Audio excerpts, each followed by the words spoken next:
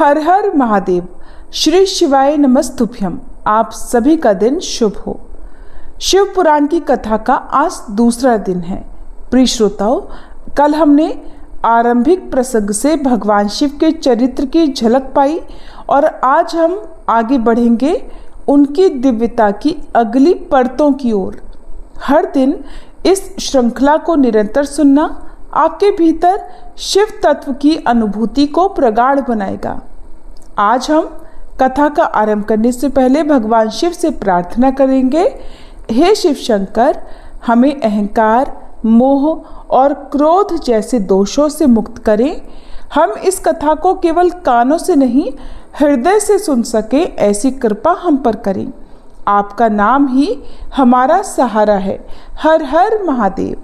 सूत जी कहते हैं, हे शौनक जी, जो श्रवण, कीर्तन और मनन इन तीनों साधनों के अनुष्ठान में समर्थ न हो, वो भगवान शंकर के लिंग और मूर्ति की स्थापना करके नित्य उसकी पूजा करे तो संसार सागर से पार हो सकता है। वंचना अथवा छल न करते हुए अपनी शक्ति के अनुसार धनराशि ले जाए और उसे शिवलिंग अथवा शिव मूर्ति की सेवा के लिए अर्पित कर दे। साथ ही निरंतर उस लिंग और मूर्ति की पूजा भी करे। उसके लिए भक्ति भाव से मंडप, गोपुर, तीर्थ, मठ और क्षेत्र की स्थापना करे और उत्सव रचाए। वस्त्र, गंध, पुष्प, धूप, दीप, पूवे और शाक आदि व्यंजनों से युक्त भांति भांति के भक्ष्य भोजन अन्न नैवेद्य के रूप में समर्पित करे। छत्र, ध्वजा, व्यंजन, चामर तथा अन्य अंगों सहित राजोपचार की भांति सब सामान भगवान शिव के लिंग और मूर्ति को चढ़ाएं। प्रदक्षिणा, नमस्कार तथा यथाशक्ति जप करना चाहिए। आह्वान से लेकर विसर्जन तक सारा कार्य प्रतिदिन भक्ति भाव से संपन्न करें। इस प्रकार शिवलिंग अथवा शिव मूर्ति में भगवान शंकर की पूजा करने वाला पुरुष श्रवण आदि साधनों का अनुष्ठान न करे तो भी भगवान शिव की प्रसन्नता से सिद्धि प्राप्त कर लेता है। पहले के बहुत से महात्मा पुरुष लिंग और शिव मूर्ति की पूजा करने मात्र से ही भव बंधन से मुक्त हो चुके हैं। तब ऋषियों ने पूछा, मूर्ति में ही सर्वत्र देवताओं की पूजा होती है, लिंग में नहीं, परंतु भगवान शिव की पूजा सब जगह मूर्ति में और लिंग में भी क्यों की जाती है? शौनक जी के इस प्रश्न को सुनकर सूत जी ने कहा, हे मुनीश्वरों, तुम्हारा ये प्रश्न तो बड़ा ही पवित्र और अत्यंत अद्भुत है। इस विषय में महादेव जी ही वक्ता हो सकते हैं। दूसरा कोई पुरुष कभी और कहीं भी इसका प्रतिपादन नहीं कर सकता। इस प्रश्न के समाधान के लिए भगवान शिव ने जो कुछ कहा है और उसे मैंने अपने गुरु जी के मुख से जिस प्रकार सुना है उसी तरह क्रमशः वर्णन करूंगा। एकमात्र भगवान शिव ही ब्रह्म रूप होने के कारण निष्कल अर्थात निराकार कहे गए हैं। रूपवान होने के कारण उन्हें सकल भी कहा गया है, इसलिए वे सकल और निष्कल दोनों ही हैं। शिव के निष्कल निराकार होने के कारण ही उनकी पूजा का आधारभूत लिंग भी निराकार ही प्राप्त हुआ है, अर्थात शिवलिंग शिव के निराकार स्वरूप का प्रतीक है। इसी तरह शिव के सकल या साकार होने के कारण उनकी पूजा का आधारभूत विग्रह साकार प्राप्त होता है, अर्थात शिव का साकार विग्रह उनके साकार स्वरूप का प्रतीक होता है। सकल और अकल अर्थात समस्त अंग आकार सहित साकार और अंग आकार से सर्वथा रहित निराकार रूप होने से ही वे ब्रह्म शब्द से कहे जाने वाले परमात्मा हैं। और यही कारण है कि सब लोग लिंग जो कि निराकार माना जाता है और मूर्ति जिसे साकार कहते हैं, दोनों में ही सदा भगवान शिव की पूजा करते हैं। शिव से भिन्न जो दूसरे दूसरे देवतागण हैं, वे साक्षात ब्रह्म नहीं हैं, इसीलिए कहीं भी उनके लिए निराकार लिंग नहीं उपलब्ध होता। पूर्व काल में बुद्धिमान ब्रह्मपुत्र सनत कुमार मुनि ने मंदराचल पर नंदिकेश्वर से इसी प्रकार का प्रश्न किया था। सनत कुमार जी ने कहा था, हे भगवान, शिव से भिन्न जो देवता हैं, उन सब की पूजा के लिए चारों ओर प्रायः वेर अर्थात मूर्ति मात्र ही अधिक संख्या में देखा और सुना जाता है। केवल भगवान शिव की ही पूजा में लिंग और वेर दोनों का ही उपयोग देखने में आता है। अतः कल्याणमय नंदिकेश्वर इस विषय में जो कुछ भी तत्व की बात हो उसे मुझे इस प्रकार बताइए जिससे मुझे अच्छी तरह से समझ में आ जाए। तब नंदिकेश्वर ने सनत कुमार को समझाते हुए कहा कि हे निष्पाप ब्रह्म कुमार, आपके इस प्रश्न का हम जैसे लोगों के द्वारा कोई उत्तर नहीं दिया जा सकता, क्योंकि ये गोपनीय विषय है और लिंग साक्षात ब्रह्म का प्रतीक है। तथापि आप शिव भक्त हैं, इसीलिए इस विषय में भगवान शिव ने जो कुछ भी बताया है उसे ही आपके समक्ष कहता हूँ। भगवान शिव ब्रह्म स्वरूप और निष्कल अर्थात निराकार हैं, इसलिए उन्हीं की पूजा में निष्कल लिंग का उपयोग होता है। संपूर्ण वेदों का भी यही मत है। तब सनत कुमार कहने लगे, हे महाभाग योगेंद्र, आपने भगवान शिव और दूसरे देवताओं के पूजन में लिंग और मूर्ति के प्रचार का जो रहस्य विभाग पूर्वक बताया है वह यथार्थ है। इसलिए लिंग और मूर्ति आदि की उत्पत्ति का जो उत्तम वृतांत है उसी को मैं इस समय सुनना चाहता हूँ। लिंग के प्राकट्य का रहस्य सूचित करने वाला प्रसंग मुझे सुनाइए। इसके उत्तर में नंदिकेश्वर ने भगवान महादेव के निष्कल स्वरूप लिंग के आविर्भाव का प्रसंग सुनाना प्रारंभ किया। उन्होंने ब्रह्मा तथा विष्णु के विवाद, देवताओं की व्याकुलता और चिंता, देवताओं का दिव्य कैलाश शिखर पर गमन, उनके द्वारा चंद्रशेखर महादेव का स्तवन, देवताओं से प्रेरित हुए महादेव जी का ब्रह्मा और विष्णु के विवाद स्थल में आगमन और दोनों के बीच में निष्कल आदि अंत रहित भीषण अग्निस्तंभ के रूप में उनका आविर्भाव आदि प्रसंगों की कथा कही।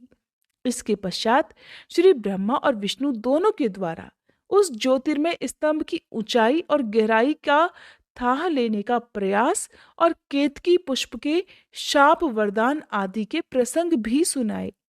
नंदिकेश्वर कहने लगे, तदंतर वे दोनों ब्रह्मा और विष्णु भगवान शंकर को प्रणाम करके दोनों हाथ जोड़कर उनके दाएं बाएं भाग में चुपचाप खड़े हो गए।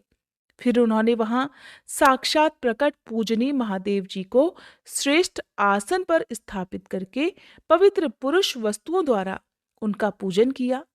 दीर्घ काल तक अविकृत भाव से सुस्थिर रहने वाली वस्तुओं को पुरुष वस्तु कहते हैं और अल्पकाल तक ही टिकने वाली क्षणभंगुर वस्तुएं प्राकृत वस्तुएं कहलाती हैं। इस तरह वस्तु के ये दो भेद जानने चाहिए, अर्थात किन किन पुरुष वस्तुओं से उन्होंने भगवान शिव का पूजन किया ये बताया जाता है। हार, नुपुर, केयूर, किरीट, मणिमय कुंडल, यज्ञोपवीत, उत्तरी वस्त्र, पुष्पमाला, रेशमी वस्त्र, हार, मुद्रिका, पुष्प, तांबूल, कपूर, चंदन और अगरू का अनुलेप, धूप, दीप, श्वेत छत्र, व्यंजन, ध्वजा, चंवर तथा अन्यान्य दिव्य उपहारों द्वारा जिनका वैभव वाणी और मन की पहुंच से परे था, जो केवल पशुपति अर्थात परमात्मा के ही योग्य थे और जिन्हें पशु कदापि नहीं पा सकते थे, उन दोनों ने अपने स्वामी महेश्वर का पूजन किया। सबसे पहले वहां ब्रह्मा जी और विष्णु जी ने भगवान शंकर की पूजा की। इससे प्रसन्न होकर भक्ति पूर्वक भगवान शिव ने वहां नम्र भाव से खड़े हुए उन दोनों देवताओं से मुस्कुराकर कहा। महेश्वर कहने लगे, हे पुत्रों, आज का दिन एक महान दिन है। इसमें तुम्हारे द्वारा जो आज मेरी पूजा हुई है, इससे मैं तुम लोगों पर बहुत प्रसन्न हूं। इस कारण ये दिन परम पवित्र और महान से महान होगा। आज की यह तिथि शिवरात्रि के नाम से विख्यात होकर मेरे लिए परम प्रिय होगी। इस समय में जो मेरे लिंग अर्थात निष्कल अंग आकृति से रहित निराकार स्वरूप के प्रतीक वेर अर्थात सकल साकार रूप के प्रतीक विग्रह अर्थात मूर्ति की पूजा करेगा, वह पुरुष जगत की सृष्टि और पालन आदि कार्य भी कर सकता है। जो शिवरात्रि को दिन रात निराहार और जितेंद्रिय रहकर अपनी शक्ति के अनुसार निश्चल भाव से मेरी यथोचित पूजा करेगा, उसको मिलने वाले फल का वर्णन भी सुनो। 1 वर्ष तक निरंतर मेरी पूजा करने पर जो फल मिलता है, वह सारा फल केवल शिवरात्रि को ही मेरा पूजन करने से मनुष्य तत्काल प्राप्त कर लेता है। जैसे पूर्ण चंद्रमा का उदय समुद्र की वृद्धि का अवसर है, ठीक उसी प्रकार ये शिवरात्रि तिथि मेरे धर्म की वृद्धि का समय है। इस तिथि में मेरी स्थापना आदि का मंगलमय उत्सव होना चाहिए। पहले जब मैं ज्योतिर्मय स्तंभ रूप से प्रकट हुआ था, वह समय मार्गशीर्ष मास में आर्द्रा नक्षत्र से युक्त पूर्णमासी या प्रतिपदा है। जो पुरुष मार्गशीर्ष मास में आर्द्रा नक्षत्र होने पर पार्वती सहित मेरा दर्शन करता है अथवा मेरी मूर्ति या लिंग की ही झांकी करता है, वह मेरे लिए कार्तिकेय से भी अधिक प्रिय है। उस शुभ दिन को मेरे दर्शन मात्र से पूरा फल प्राप्त होता है। यदि दर्शन के साथ साथ मेरा पूजन भी किया जाए तो इतना अधिक फल प्राप्त होता है कि उसका वर्णन वाणी के द्वारा नहीं किया जा सकता। वहां पर मैं लिंग रूप से प्रकट होकर बहुत बड़ा हो गया था, अतः उस लिंग के कारण यह भूतल लिंग स्थान के नाम से प्रसिद्ध हुआ। संसार के लोग इसका दर्शन और पूजन कर सकें, इसके लिए ये अनादि और अनंत ज्योति स्तंभ अथवा ज्योतिर्मय लिंग अत्यंत छोटा हो जाएगा। ये लिंग सभी प्रकार के भोग सुलभ कराने वाला और भोग और मोक्ष का एकमात्र साधन है। इसका दर्शन, स्पर्श और ध्यान यदि किया जाए तो ये प्राणियों को जन्म और मृत्यु के कष्ट से मुक्ति दिलाने वाला है। अग्नि के पहाड़ जैसा जो ये शिवलिंग यहाँ प्रकट हुआ है, इसके कारण ये स्थान अरुणाचल नाम से प्रसिद्ध होगा। यहाँ अनेक प्रकार के बड़े बड़े तीर्थ प्रकट होंगे। इस स्थान में निवास करने या मरने से जीवों को मोक्ष मिल जाएगा। मेरे दो रूप हैं, सकल और निष्कल। दूसरे किसी के ऐसे रूप नहीं हैं। पहले मैं स्तंभ रूप से प्रकट हुआ था, फिर अपने साक्षात रूप से। ब्रह्म भाव मेरा निष्कल रूप है और महेश्वर भाव सकल रूप। ये दोनों मेरे ही सिद्ध रूप हैं। मैं ही परब्रह्म परमात्मा हूं। कलायुक्त और अकल मेरे ही स्वरूप हैं। ब्रह्म रूप होने के कारण मैं ईश्वर भी हूं। जीवों पर अनुग्रह करना आदि मेरे कार्य हैं। हे ब्रह्मा और केशव, मैं सबसे वृहत और जगत की वृद्धि करने वाला होने के कारण ब्रह्म कहलाता हूं। सर्वत्र समरूप से स्थित और व्यापक होने से मैं ही सबका आत्मा हूं। सर्ग से लेकर अनुग्रह तक अर्थात आत्मा या ईश्वर से भिन्न जो जगत संबंधी 5 कर्म हैं, वे सदा मेरे ही हैं। मेरे अतिरिक्त दूसरे किसी के नहीं हैं, क्योंकि मैं ही सबका ईश्वर हूं। पहले मेरी ब्रह्म रूपता का बोध कराने के लिए निष्कल लिंग प्रकट हुआ था। फिर अज्ञात ईश्वरत्व का साक्षात्कार कराने के निमित्त मैं साक्षात जगदीश्वर ही सकल रूप में तत्काल प्रकट हो गया। अतः मुझ में जो ईशत्व है उसे ही मेरा सकल रूप जानना चाहिए, और जो ये मेरा निष्कल स्तंभ है वह मेरे ब्रह्म स्वरूप का बोध कराने वाला है। ये मेरा ही लिंग है। तुम दोनों प्रतिदिन यहाँ आकर इसका पूजन करो। ये मेरा ही स्वरूप है और मेरे सामीप्य की प्राप्ति कराने वाला है। लिंग और लिंगी में नित्य अभेद होने के कारण मेरे इस लिंग का महान पुरुषों को भी पूजन करना चाहिए। मेरे एक लिंग की स्थापना करने का ये फल बतलाया गया है कि उपासक को मेरी समानता की प्राप्ति हो जाती है। यदि एक के बाद दूसरे शिवलिंग की भी स्थापना कर दी गई, तब तो उपासक को फलस्वरूप मेरे साथ एकत्व अर्थात सायुज्य मोक्ष रूप फल प्राप्त हो जाता है। प्रधानतया शिवलिंग की ही स्थापना करनी चाहिए। मूर्ति की स्थापना उसकी अपेक्षा गौण कर्म है। शिवलिंग के अभाव में सब ओर से मूर्ति युक्त होने पर भी वह स्थान क्षेत्र नहीं कहलाता। ऋषियों ने श्री सूत जी महाराज से कहा, हे सूत जी, अब आप हमें शीघ्र ही वह सदाचार सुनाइए जिससे विद्वान पुरुष पुण्य लोकों पर विजय प्राप्त करता है।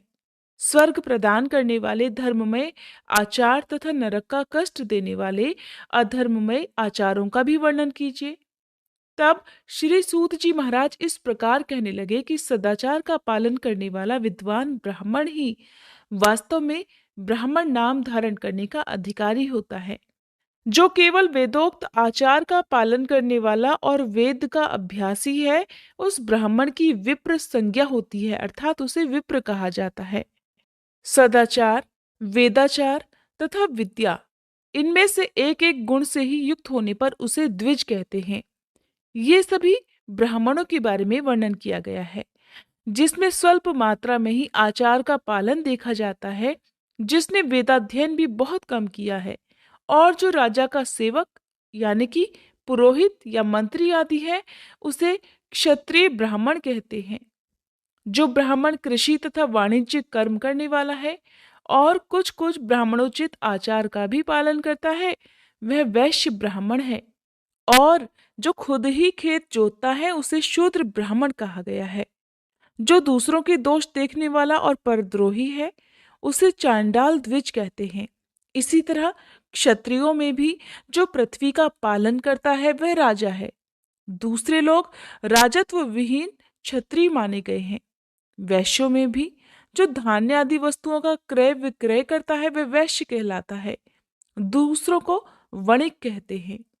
जो ब्राह्मणों, क्षत्रियों और वैश्यों की सेवा में लगा रहता है वही वास्तव में शूद्र कहलाता है। जो शूद्र हल जोतने का काम करता है उसे वृषल समझना चाहिए। सेवा, शिल्प और कर्षण से भिन्न वृत्ति का आश्रय लेने वाले शूद्र दस्यु कहलाते हैं। इन सभी वर्णों के मनुष्यों को चाहिए कि वे ब्रह्म मुहूर्त में उठकर पूर्वाभिमुख होकर सबसे पहले देवताओं का, फिर धर्म का, अर्थ का, उसकी प्राप्ति के लिए उठाए जाने वाले क्लेशों का तथा आय और विक्रय का भी चिंतन करें। रात के पिछले पहर को उषा काल जानना चाहिए। उस अंतिम पहर का जो आधा या मध्य भाग है उसे संधि कहा जाता है। उस संधि काल में उठकर द्विज को मलमूत्र आदि का त्याग करना चाहिए। घर से दूर जाकर बाहर से अपने शरीर को ढके रखकर दिन में उत्तराभिमुख बैठकर मलमूत्र का त्याग करे। यदि उत्तराभिमुख बैठने में कोई रुकावट हो तो दूसरी दिशा की ओर मुंह करके बैठे। जल, अग्नि, ब्राह्मण आदि तथा देवताओं का सामना बचाकर बैठे। इसके पश्चात किसी वृक्ष के पत्ते से या उसके पतले काष्ठ से जल के बाहर दातुन करनी चाहिए। उस समय तर्जनी अंगुली का उपयोग नहीं करना चाहिए। ये दंत शुद्धि का विधान बतलाया गया है। इसके बाद जल संबंधी देवताओं को नमस्कार करके मंत्र पाठ करते हुए जलाशय में स्नान करे। यदि गले तक या कमर तक पानी में खड़े होने की शक्ति ना हो तो घुटने तक भी जल में खड़ा होकर अपने ऊपर जल छिड़का जा सकता है और मंत्रोच्चार पूर्वक स्नान कार्य संपन्न किया जा सकता है। विद्वान पुरुष को चाहिए कि वहां तीर्थ जल से देवता आदि का स्नानांग तर्पण भी करे। इसके बाद धौत वस्त्र अर्थात धोती लेकर 5 कच्छ करके उसे धारण करे। साथ ही कोई उत्तरी भी धारण कर ले, क्योंकि संध्या वंदन आदि सभी कर्मों में उसकी आवश्यकता होती है। नदी आदि तीर्थों में स्नान करने पर स्नान संबंधी उतारे हुए वस्त्रों को वहां पर कभी न धोए। स्नान करने के पश्चात विद्वान पुरुष भीगे हुए उस वस्त्र को बावड़ी में, कुएं के पास अथवा घर आदि में ले जाए और फिर वहां पर पत्थर पर, लकड़ी पर या जल पर या स्थल पर अच्छी तरह धोकर उस वस्त्र को निचोड़ना चाहिए। अक्सर लोग क्या करते हैं कि गंगा जी आदि में स्नान करने जाते हैं और वहीं पर स्नान करने के बाद उसी बहते जल में अपने वस्त्र धोकर उसी जल में निचोड़ भी देते हैं, जिससे बहुत भारी पाप लगता है। अगर आप में से भी कुछ लोग ऐसा करते हैं तो अब से आप ऐसा मत कीजिएगा। हे द्विजो, वस्त्र को निचोड़ने से जो जल गिरता है वह एक श्रेणी के पितरों की तृप्ति के लिए होता है। इसके पश्चात जाबली उपनिषद में बताए गए अग्निरति मंत्र से भस्म लेकर उसके द्वारा त्रिपुंड्र लगाए। अगर इस विधि का पालन ना किया जाए और इसके पहले ही यदि जल में भस्म गिर जाए तो गिराने वाला नरक में जाता है। प्रातः काल की संध्योपासना में गायत्री मंत्र का जाप करके 3 बार ऊपर की ओर सूर्य देव को अर्घ्य देना चाहिए। हे ब्राह्मणों, मध्याह्न काल में गायत्री मंत्र के उच्चारण पूर्वक सूर्य देव को एक ही अर्घ्य देना चाहिए और फिर सायंकाल आने पर पश्चिम की ओर मुख करके बैठ जाएं और पृथ्वी पर ही सूर्य के लिए अर्घ्य देना चाहिए। उस समय हाथ ऊपर की ओर उठाकर जल अर्पित नहीं करना चाहिए। प्रातः काल और मध्याह्न काल के समय अंजुरी में जल भरकर अंगुलियों की ओर से सूर्यदेव को अर्घ्य देना चाहिए। फिर अंगुलियों के छिद्र से ढलते हुए सूर्यदेव को देखना चाहिए और उनके लिए स्वतः प्रदक्षिणा करके अर्थात परिक्रमा करके शुद्ध आचमन करना चाहिए। सायंकाल में सूर्यास्त से 2 घड़ी पहले की हुई संध्या निष्फल होती है, क्योंकि ये सायं संध्या का समय नहीं होता है।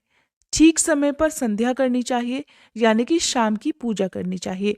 ऐसा शास्त्रों में आज्ञा दी गई है। यदि शाम की पूजा किए बिना दिन बीत जाए तो प्रत्येक समय के लिए क्रमशः प्रायश्चित करना चाहिए। यदि एक दिन बीते तो प्रत्येक बीते हुए संध्या काल के लिए नित्य नियम के अतिरिक्त 100 गायत्री मंत्रों का जाप करना चाहिए। यदि नित्य कर्म के लुप्त हुए 10 दिन से अधिक दिन बीत जाएं, तब उसके प्रायश्चित रूप में 1 लाख गायत्री मंत्र का जप करना चाहिए।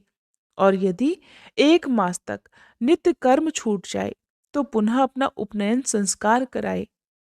अर्थ सिद्धि के लिए ईश, गौरी, कार्तिकेय, विष्णु जी, ब्रह्मा जी, चंद्रमा और यम का तथा ऐसे ही अन्य देवताओं का भी शुद्ध जल से तर्पण करें। फिर तर्पण कर्म को ब्रह्मार्पण करके शुद्ध आचमन करें।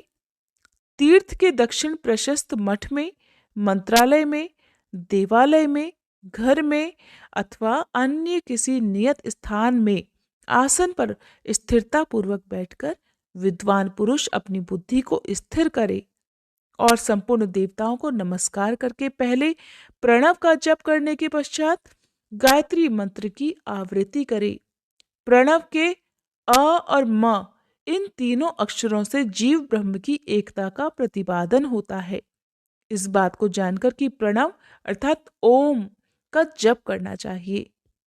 जप करते समय ये भावना करनी चाहिए कि हम तीनों लोकों की सृष्टि करने वाले ब्रह्मा, पालन करने वाले विष्णु और संहार करने वाले रुद्र की, जो कि स्वयं प्रकाश चिन्मय है, उपासना करते हैं। ये ब्रह्म स्वरूप ओंकार हमारी कर्मेंद्रियों और ज्ञानेंद्रियों की वृत्तियों को, मन की वृत्तियों को और बुद्धि वृत्तियों को सदा भोग और मोक्ष प्रदान करने वाले धर्म और ज्ञान की ओर प्रेरित करे। प्रणव के इस अर्थ का बुद्धि के द्वारा चिंतन करता हुआ जो इसका जप करता है वह निश्चय ही ब्रह्म को प्राप्त कर लेता है, या अर्थानुसंधान के बिना भी प्रणव का नित्य जप करना चाहिए। इससे ब्राह्मणत्व की पूर्ति होती है। ब्राह्मणत्व की पूर्ति के लिए श्रेष्ठ ब्राह्मण को प्रतिदिन प्रातःकाल 1 सहस्त्र गायत्री मंत्र का जप करना चाहिए। मध्याह्न काल में 100 बार, सायंकाल में 28 बार जप करने की विधि है। अन्य वर्णों के लोगों को अर्थात क्षत्रिय और वैश्य को तीनों संध्याओं के समय यथासाध्य गायत्री जप करना चाहिए। शरीर के भीतर मूलाधार, स्वादिष्ठान, मणिपुर, अनाहत, आज्ञा और सहस्त्रार ये 6 चक्र होते हैं। इनमें मूलाधार से लेकर सहस्त्रार तक 6 स्थानों में क्रमशः विद्वेश्वर, ब्रह्मा, विष्णु, ईश, जीवात्मा और परमेश्वर स्थित होते हैं। इन सब में ब्रह्म बुद्धि करके इनकी एकता का निश्चय करे और वह ब्रह्म मैं ही हूं ऐसी भावना पूर्वक प्रत्येक सांस के साथ 100 अहम का जप करे। उन्हीं विद्वेश्वर आदि की ब्रह्मारंध्र आदि में तथा इस शरीर से बाहर भी भावना करनी चाहिए। प्रकृति के विकारभूत महतत्व से लेकर पंचभूत पर्यंत तत्वों से बना हुआ जो शरीर है, ऐसे सहस्त्रों शरीरों का एक एक अजपा गायत्री के जप से एक एक के क्रम से अतिक्रमण करके जीव को धीरे धीरे परमात्मा से संयुक्त करे। ये जप का तत्व बताया गया है। 100 या फिर 28 मंत्रों के जप से उतने ही शरीरों का अतिक्रमण होता है। इस प्रकार जो मंत्रों का जप है, इसी को आदिक्रम से वास्तविक जप जानना चाहिए। सहस्त्र बार किया हुआ जप ब्रह्मलोक प्रदान करने वाला होता है, ऐसा जान लेना चाहिए। 100 बार किया हुआ जप इंद्रपद की प्राप्ति कराने वाला माना गया है।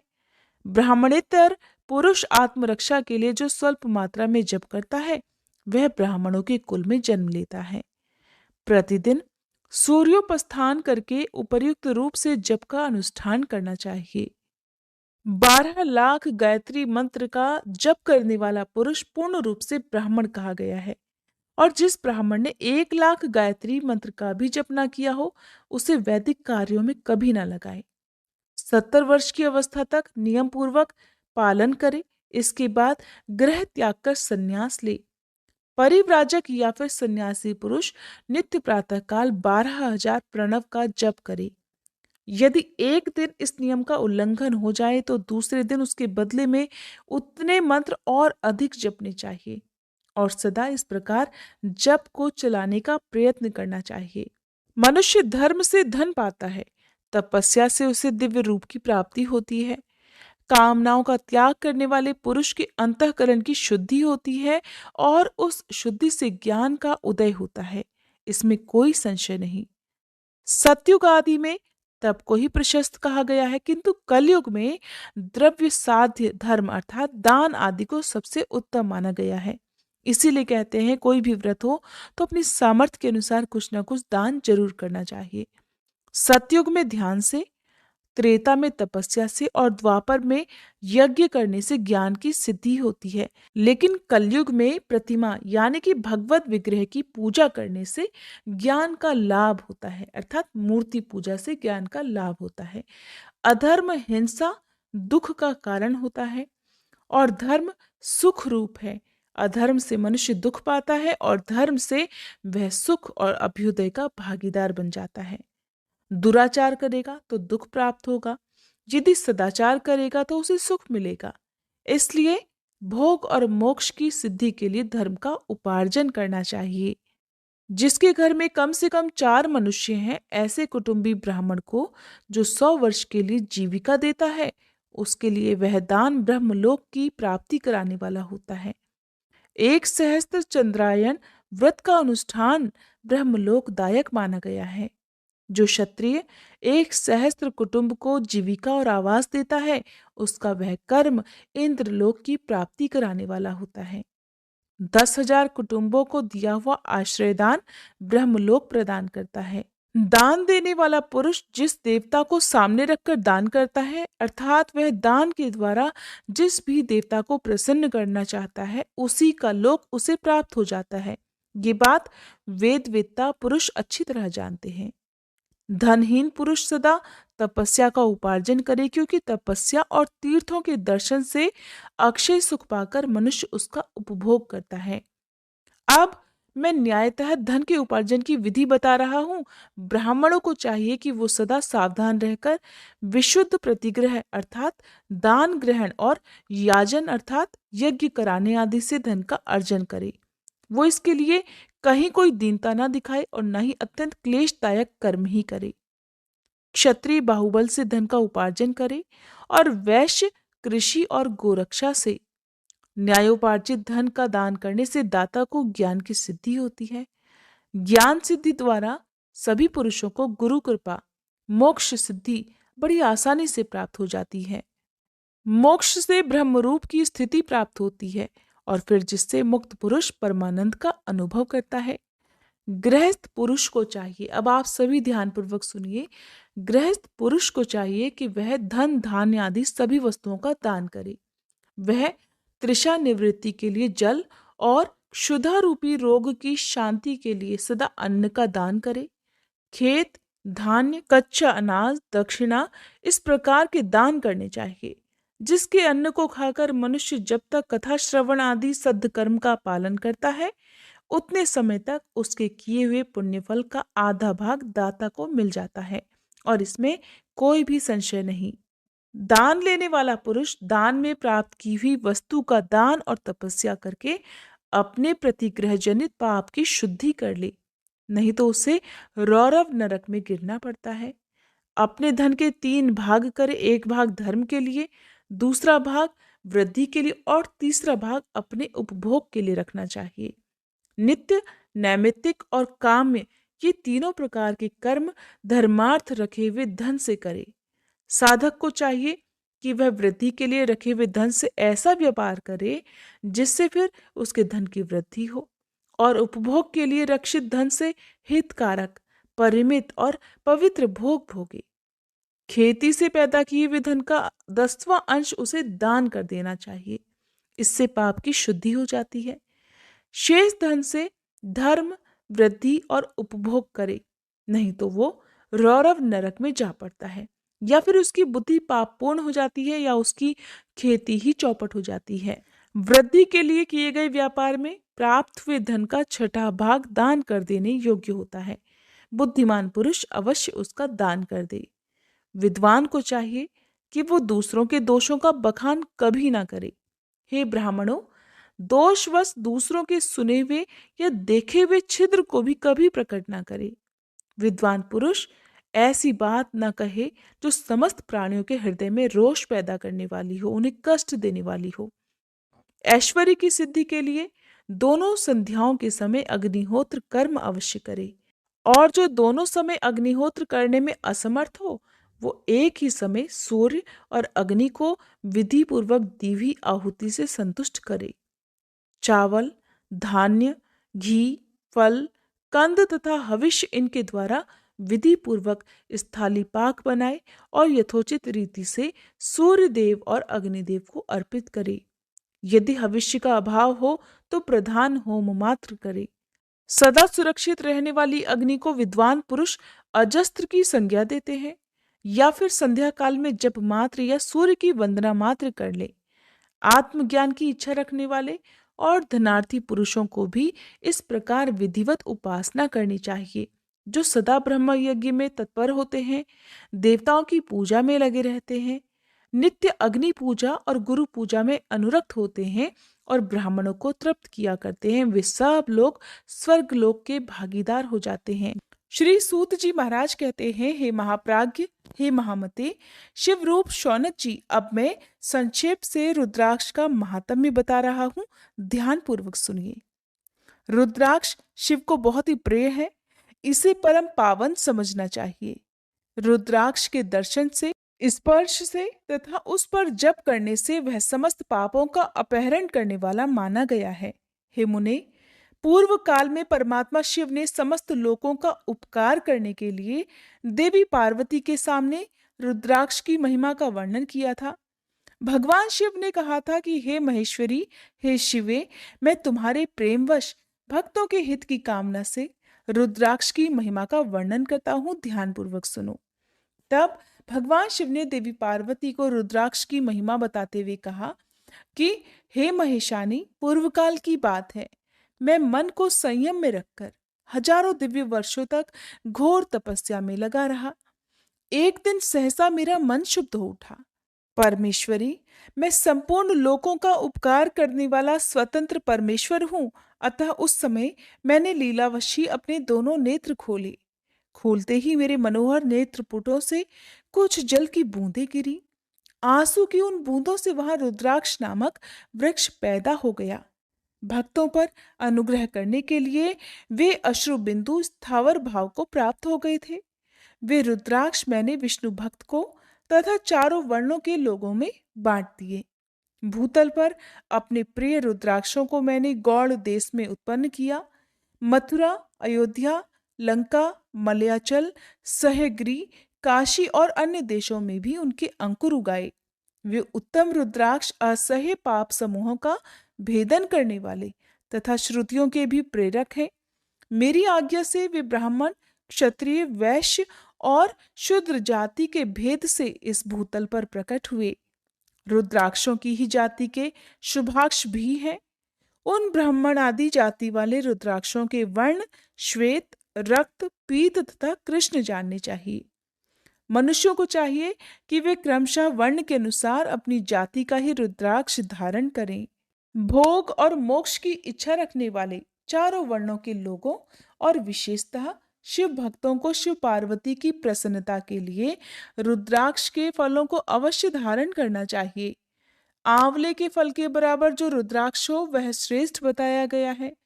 जो बेर के फल के बराबर हो उसे मध्यम श्रेणी का कहा गया है, और जो चने के बराबर हो उसकी गणना निम्न कोटि में की गई है। अब इसकी उत्तमता को परखने की ये दूसरी उत्तम प्रक्रिया बताई जाती है। इसे बताने का उद्देश्य है भक्तों की हित कामना। हे पार्वती, तुम भली भांति प्रेम पूर्वक इस विषय को भी सुनो।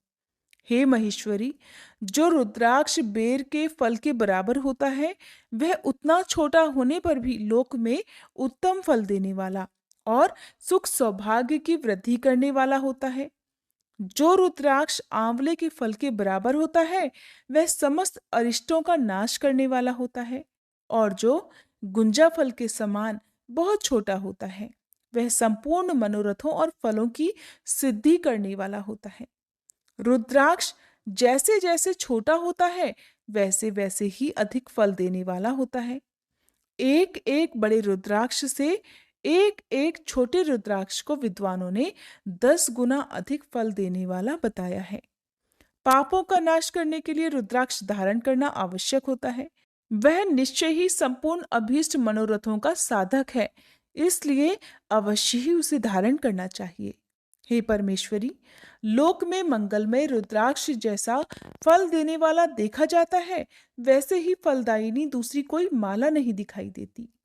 हे देवी, समान आकार प्रकार वाले चिकने, मजबूत, स्थूल, कंटक युक्त अर्थात उभरे हुए छोटे छोटे दाने वाले और सुंदर रुद्राक्ष अभिलाषित पदार्थों के दाता तथा सदैव भोक्ष और मोक्ष देने वाले हैं। जिसे कीड़ों ने दूषित कर दिया हो, जो टूटा फूटा हो, जिसमें उभरे हुए दाने ना हो, जो व्रण युक्त हो और जो पूरा पूरा गोल ना हो, इन 5 प्रकार के रुद्राक्ष को त्याग देना चाहिए।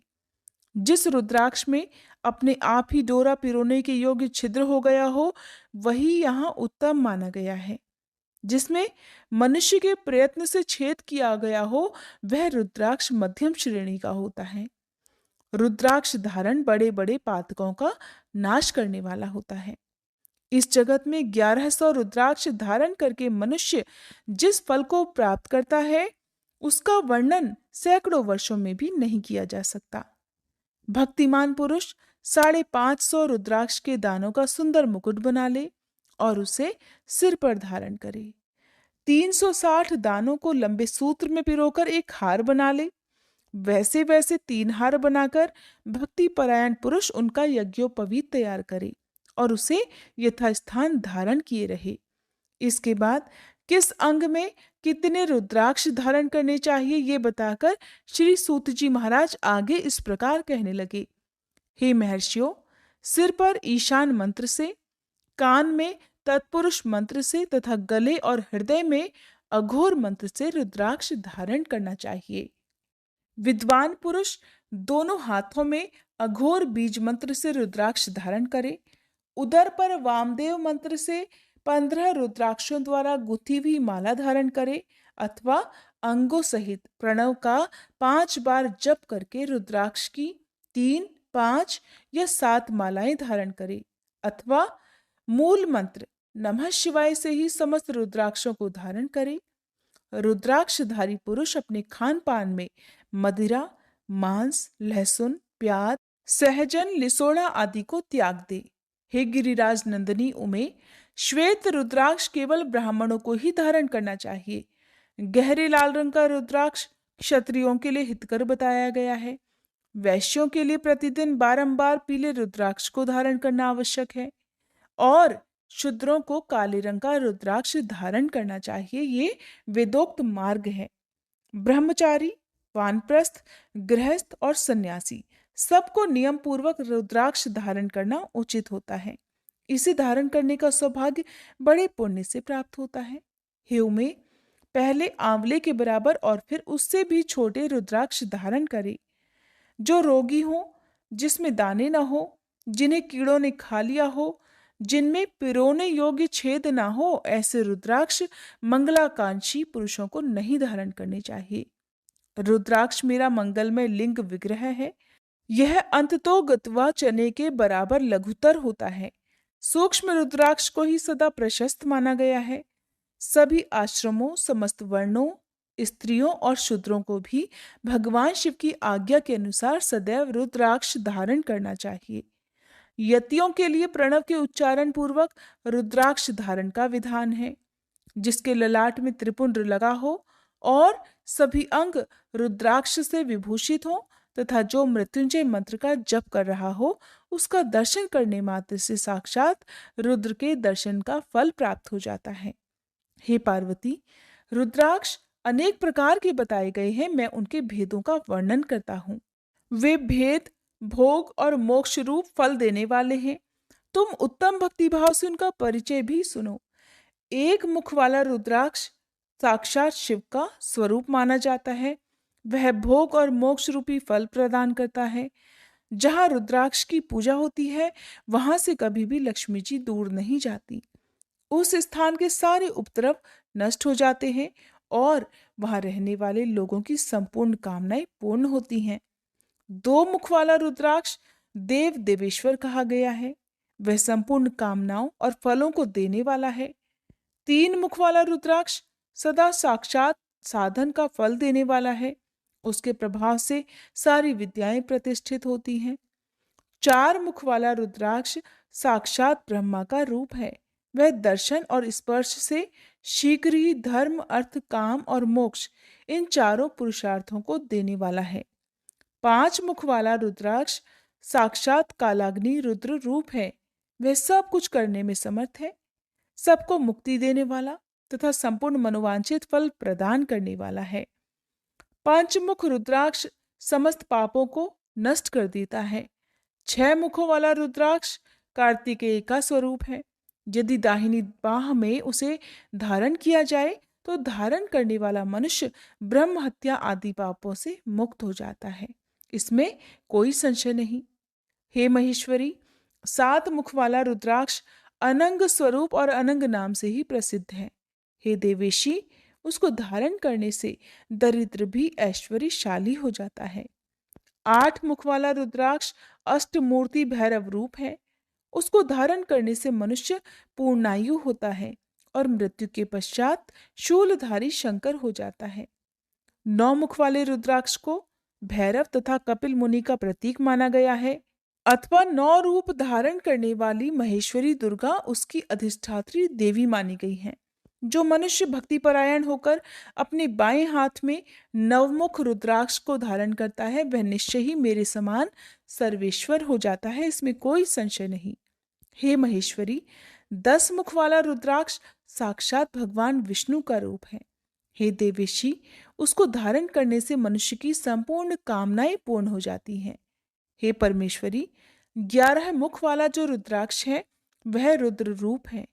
उसको धारण करने से मनुष्य सर्वत्र विजयी होता है। 12 मुख वाले रुद्राक्ष को केश प्रदेश में धारण करे। उसके धारण करने से मानो मस्तक पर 12 आदित्य विराजमान हो जाते हैं। 13 मुख वाला रुद्राक्ष विश्व देवों का स्वरूप है और उसको धारण करके मनुष्य संपूर्ण अभिष्टों को प्राप्त करता तथा सौभाग्य और मंगल लाभ करता है। 14 मुख वाला जो रुद्राक्ष है वह परम शिव रूप है।